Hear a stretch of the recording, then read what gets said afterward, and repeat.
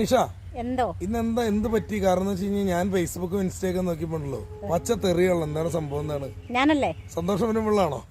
അല്ല, ഇന്ന് ഞാൻ നല്ല ദേഷ്യത്തിലിരിക്കായിരുന്നു. എന്ത് പറ്റി? ചുമ്മാ ചെറിയ ചെറിയ ഒരു പ്രശ്നങ്ങളാ. അപ്പൊ നല്ല ദേഷ്യത്തിരിക്കുന്ന സമയത്ത് ഞാൻ ഇൻസ്റ്റഗ്രാം നോക്കിപ്പോണ്ടല്ലോ, അതുക്കും മേലെ പൂരത്തെറി ഒന്നും മടിച്ചില്ല. അങ്ങ് അറഞ്ചം പറഞ്ഞൊക്കെ കൊടുത്തു. തെറിന്ന് പറഞ്ഞു കഴിഞ്ഞാ എന്നെ വിളിച്ചതിനേക്കാൾ ഇരട്ടി തെറി അങ്ങ് വിളിച്ചു. സത്യം പറഞ്ഞു കഴിഞ്ഞാൽ നമ്മളാരും ഇപ്പൊ തെറി പറഞ്ഞു കഴിഞ്ഞാൽ ഒന്നും മിണ്ടാൻ പാടില്ല. പിന്നെ ചില ആളുകളുണ്ടല്ലോ, ചില ബോയ്സ് നമുക്ക് തെറി ഇടും. തെറി ഇട്ടിട്ട് അവർ സ്ഥിരമായിട്ടിടും.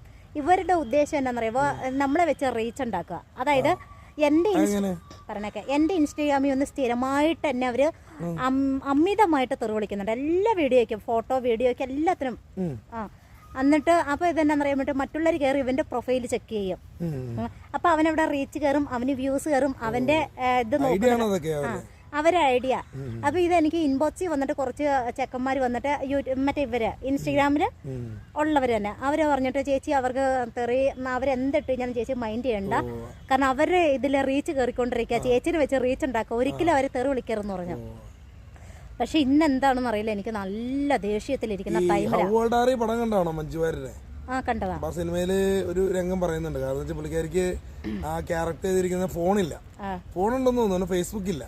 അപ്പൊ ഇവരെന്തോ പ്രധാനമന്ത്രിനെ കാണാൻ പോയിട്ട് തല ഇറങ്ങി വീഴുന്ന സീനുണ്ട്. പടം കണ്ടവർക്ക് അറിയാം. അതിന്റെ ഫേസ്ബുക്കിൽ മൊത്തം നെഗറ്റീവ് കമന്റ്സ് ആണ് വരുന്നത്. അതിന് നല്ല കമന്റ്സ് ആണ്. അപ്പൊ പറയുന്നുണ്ട്, കൂട്ടുകാരിയായിട്ട് അഭിനയിക്കുന്ന ആർട്ടിസ്റ്റ് പറയുന്നുണ്ട്, ഇയാൾക്ക് ഫേസ്ബുക്ക് ഉണ്ടോ നോക്കി, ഇല്ലാന്ന് പറയും. അത് ഭാഗ്യം.